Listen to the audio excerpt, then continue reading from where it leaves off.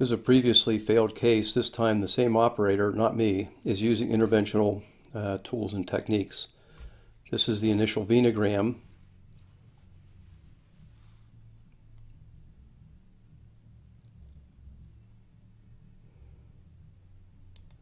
And we start with a Hook Vein support wire technique.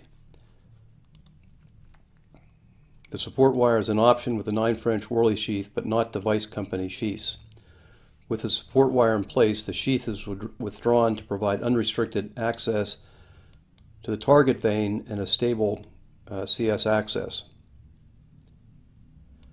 We then combine the Hook Vein Selector with a 5.5 renal subselector. Remember that vein selectors are not provided by the device company. The Hook Vein Selector is then advanced beyond the takeoff of the target vein. The vein selector is turned laterally towards the target vein and withdrawn.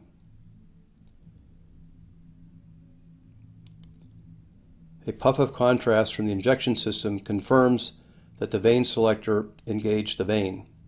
It is important to use a contrast injection system and not just a syringe, because you want to be able to open the rotating hemostatic valve to advance a wire into the target vein once you've engaged the vein. We start off with a 0.014 light support polymer tip wire. A stiff wire would displace the vein selector. A wire without a polymer tip would displace the vein selector. Once the wire is in, the tip of the vein selector is advanced over the wire a few millimeters into the vein. Now you can see the tip of the Hook Vein Selector is in. Then a second wire is advanced into the vein, this time an 018 polymer tip wire, the V18 control wire. The combination of the two wires straightens the vein selector and makes it possible to advance the vein selector deep into the branch. Without the proper polymer tip wires, this is not possible. The vein selector is then advanced over the two wires deep into the vein, as illustrated here. And then the LVI subselector, the tip is here, is advanced over the vein selector. Remember what that vein looked like, but with this technique we've been able to straighten it out and reduce the stenosis. The rail created by the double wire stabilized vein selector made all of this possible. When you inject contrast, you can see that there's a bit of a residual stenosis, and ultimately this made it impossible to advance beyond that point. If necessary, we could dilate that with a 3 mm non-compliant balloon. The vein selector is removed, retaining the wires,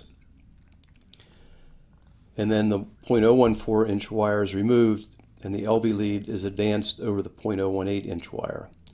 Remember, only the Medtronic lead will advance over a 0.018 wire.